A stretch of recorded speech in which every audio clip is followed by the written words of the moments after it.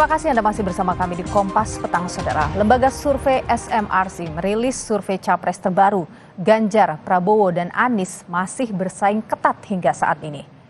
Dalam survei terakhir SMRC dengan simulasi tertutup 3 nama dan margin of error 3,3% jika pemilihan presiden diadakan ketika survei dilakukan 23 hingga 24 Mei 2023 dan yang bersaing hanya ada 3 nama, Ganjar, Prabowo, dan Anies, maka hasilnya sebagai berikut saudara. Bakal capres yang diusung PDIP dan P3 Ganjar Pranowo dengan elektabilitas di angka 35,9%. Bakal capres yang sementara ini dimajukan oleh Gerindra dan PKB Prabowo Subianto di angka 32,8%. Sementara bakal capres dari Koalisi Perubahan Anies Baswedan di angka 20,1%. Dan ada 11,3% yang tidak tahu atau tidak menjawab.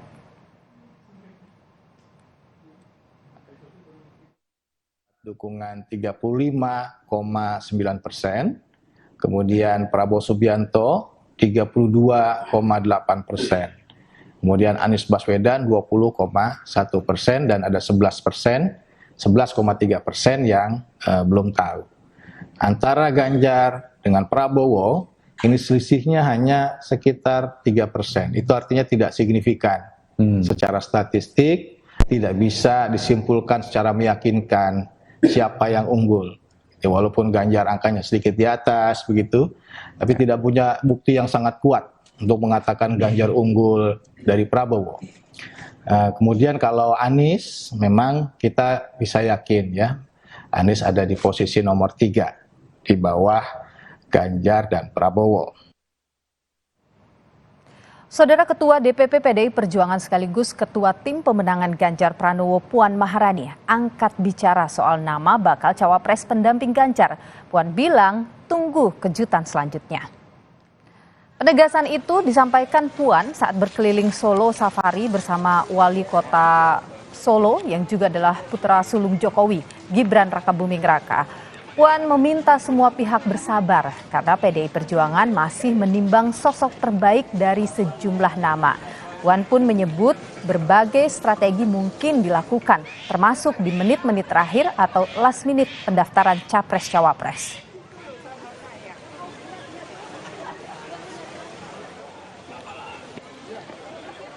Ini kan saling tunggu sepertinya. Sabar.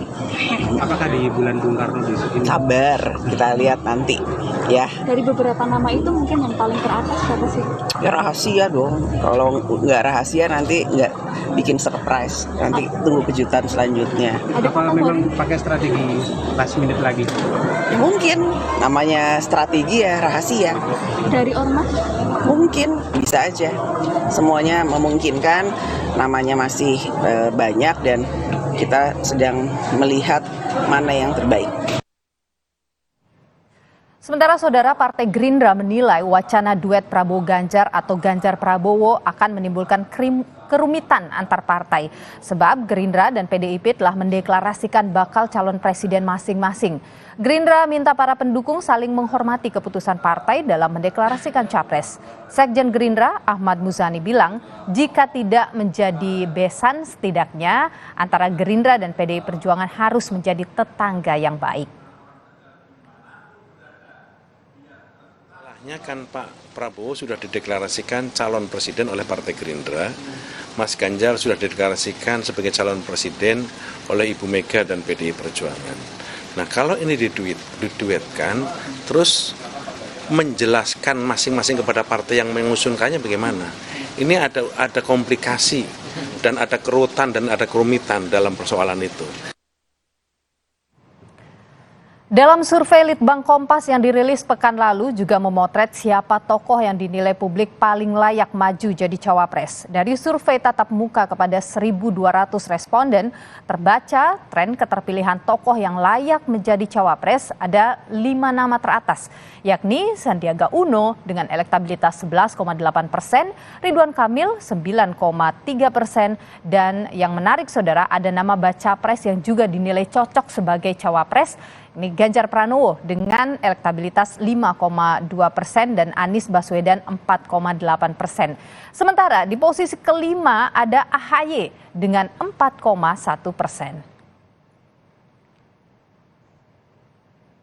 Ketika tiga bakal capres saling bertarung meningkatkan elektabilitas, koalisi Pilpres yang sudah terbentuk belum mendeklarasikan siapa cawapres yang akan diusung. Benarkah ada strategi saling tunggu hingga saat-saat batas akhir pendaftaran? Kita akan bahas hal ini bersama dengan Direktur Eksekutif Poltreking Indonesia, Hanta Yuda. Bung Hanta, selamat petang. Terima kasih sudah bersama Kompas Petang. Selamat petang, Nilu. Ya. Sama-sama, terima kasih.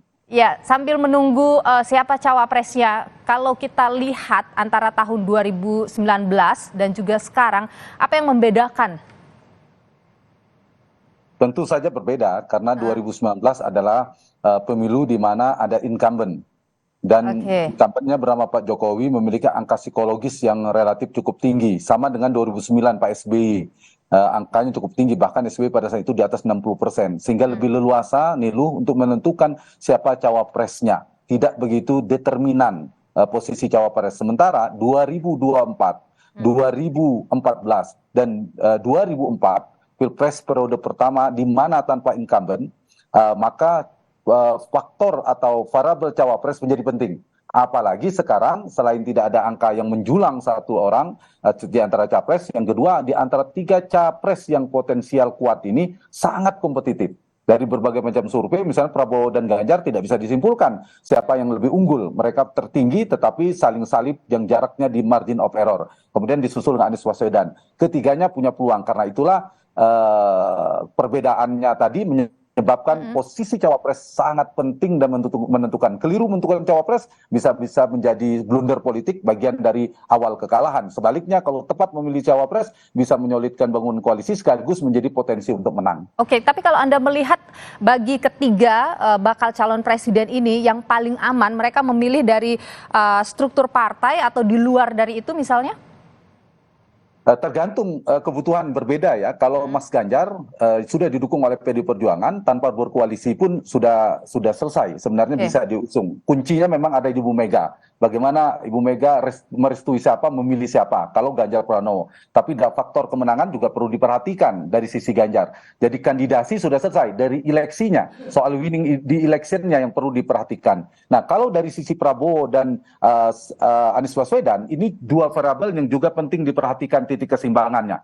Antara mencari si cawapres yang memiliki pemegang boarding pass, tiket partai, atau juga mengimbanginya dengan seorang cawapres yang kontributif secara elektoral, pemilik elektabilitas. Nah, dua hal ini yang harus dipegang. Nah, kalau sekedar menjadi capres dan cawapres, Nilu, sudah selesai. Pak Prabowo dengan Caimin tinggal deklarasikan, Mas Anies dengan AHY, Mas AHY sudah dideklarasi sudah bisa. Tetapi menurut saya tidak cukup menjadi kandidat, tapi mereka juga harus mengkalkulasi potensi kemenangan. Karena itu menurut saya kalau melihat potensi kemenangan harus dilepaskan, bukan soal partai dan non partai. Dan kemungkinan dari data-data tadi survei kita lihat adalah figur-figur non partai tampaknya relatif lebih kompetitif secara elektoral, secara elektabilitas. Tetapi di saat yang sama harus punya akseptabilitas, tingkat penerimaan dari partai politik, dari pemilik boarding pass. Anies dari non partai barangkali bisa mempertimbangkan antara AHY dan Khofifah, tapi AHY dari partai bisa lebih oke karena non partai dan partai. Kalau Prabowo dari partai politik mungkin dari non partai akan lebih dominan dipertimbangkan. Yang menguat saya lihat antara Caimin ya pemegang boarding pass dan Erick Thohir belakangan disebutkan juga yang dari non partai. Nah, mungkin dari non partai bagi Prabowo mungkin akan lebih dipertimbangkan. Tapi begitu, kalau melihat situasinya sekarang di partai politik dan juga koalisi yang bergerak begitu, Anda melihat mungkinkah partai-partai koalisi itu akan menerima kalau ternyata itu di luar dari partai politik? Justru bisa menjadi titik tengahnya, jalan tengah. Saya kasih contoh misalnya Prabowo.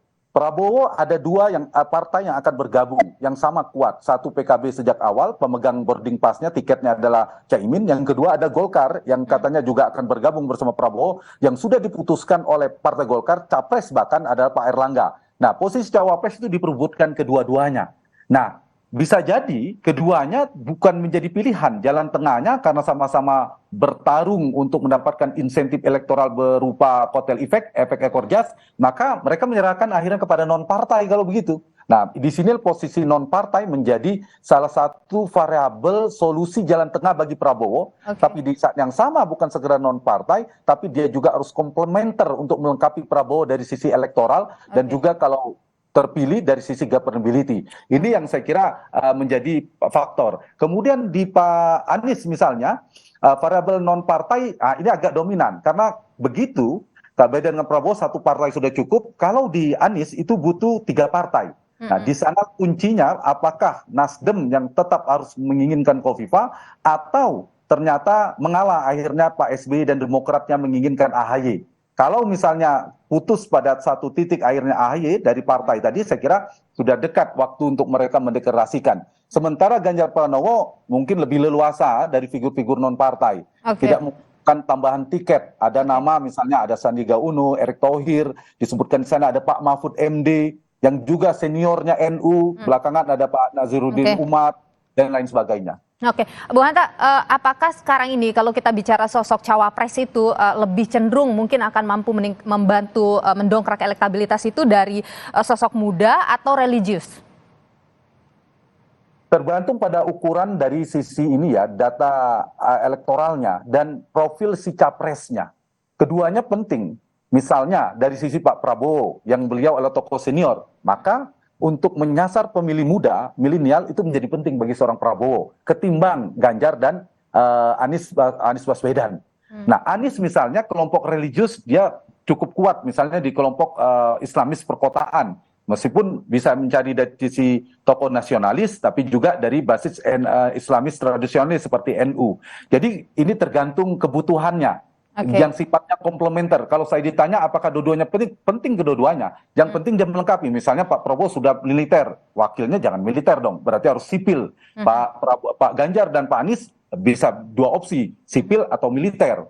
Kalau dia sudah merepresentasikan kelompok religius, dia diperkuat dengan kelompok nasionalis. Kalau sekarang, kalau kita lihat Ganjar dan Prabowo itu sama-sama merepresentasikan kekuatan nasionalis, maka perlu dipertimbangkan dari cawapres yang punya basis religius. Artinya tidak dia berjejaring dengan organisasi keagamaan misalnya begitu. Baik, Bu Hanta Yuda, ada sejumlah nama yang kemudian sering disebut ya, misalnya Erick Thohir, kemudian Sandiaga Uno, Ridwan Kamil. Potensinya Anda lihat bagaimana?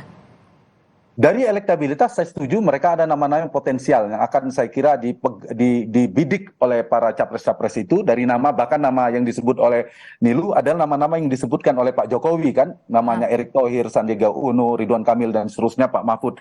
Nah, ini saya kira saya jawab pertanyaan yang tadi pertama saya disampaikan tadi, yaitu apakah ada bedanya 2014, 2024 mendatang. 2024 ini faktor elektabilitas penting, maka nama-nama yang tadi disebutkan saya kira akan dibidik, akan dipertimbangkan. Kecuali ketiga-tiganya memilih nama misalnya seperti Pak Maruf Amin, seperti Pak Budiono, yang tidak terlalu penting dari sisi elektabilitas. Ya, semuanya berani. Tapi kalau saling menunggu, satu tiba-tiba mengeluarkan punya potensi elektabilitas, mereka akan mengeluarkan dari sisi elektabilitas. Nah, dari 2 itu pilihannya apakah dari basis dia sendiri yang akan dimaksimalkan pilihan opsinya, atau mencari basis lawan untuk memecah basis lawan. Ditambah tadi, Nilu bilang, saling melengkapi tadi, faktor NU menjadi penting ya, terutama Pak Prabowo dan Mas Ganjar. Yang kedua, faktor Pak Jokowi. Siapa cawapres yang merepresentasikan figur Pak Jokowi, yang memiliki terasosiasi kuat Pak Jokowi. NU, Jokowi. Yang ketiga, teknokrat ya, karena mereka dari kelompok politik semua dan kelompok sipil. Baik, Bung Hanta Yuda, Direktur Eksekutif Poltreking Indonesia. Terima kasih sudah berbagi pandangan di Kompas Petang. Sehat selalu. Saudara, kami masih akan hadirkan informasi lain di Kompas Petang. Di antaranya Menko Polhukam Mahfud MD menegaskan tidak akan ada politisasi dari pelaksanaan putusan Mahkamah Konstitusi yang mengabulkan perpanjangan masa jabatan pimpinan KPK dari 4 tahun menjadi 5 tahun.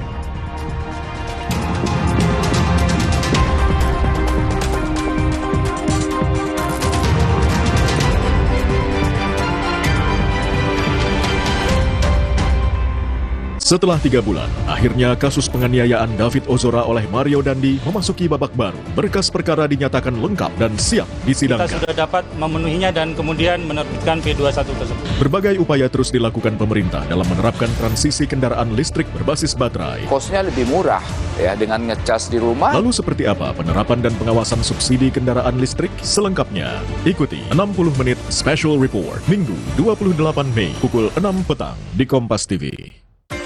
Duh, badan suka gampang pegal dan lelah. Bisa jadi ada masalah di otot, tulang, dan jantung, Mak. Nah, minum Entrasol dengan ekstrak buah zaitun, bantu jaga kesehatan otot, tulang, dan jantung. Bisa tetap aktif berdua. Entrasol. Aku pilih Morinaga karena triple bifidusnya bantu jaga daya tahan tubuh dan dukung proses belajarnya serta optimalkan tumbuh kembangnya. Karena waktu tak bisa kembali.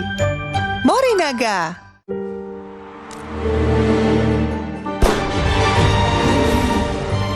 Di mana ada kekuatan, di sana ada kebaikan. Dukung mereka dengan kebaikan susu dan gandum dari Biskuat. Kekuatan yang baik dari dalam. Aku pakai Dettol antiseptik cair setiap hari. Biar anakku dan rumahku terlindung dari kuman. Karena telah diuji terhadap 100 kuman penyebab penyakit. Makanya keluarga Dettol jarang sakit. Dettol, yakin terlindung setiap hari. Kopi Luwak, mendukung timnas mendunia di Uzbekistan. Puas tendangnya, puas nikmatnya, puas kualitasnya. Puas semangatnya. Kemanisan, mantap. Ngopi di rumah aja bersama Tarik Malaka. Tarik dari luar. Ngopi dulu yuk.